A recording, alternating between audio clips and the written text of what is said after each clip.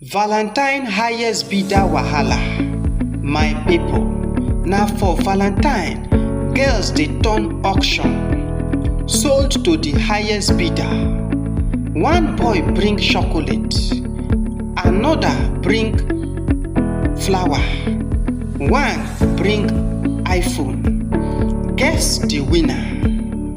Low budget boys, true love no need money. High budget boys, soft life activated. After Valentine, highest bidder disappear.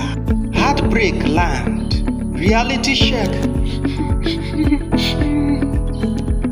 The true talk be say, if love dey follow alert, na business be that, no be relationship.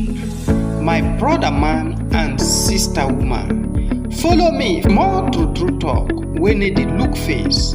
I salute una. Ado.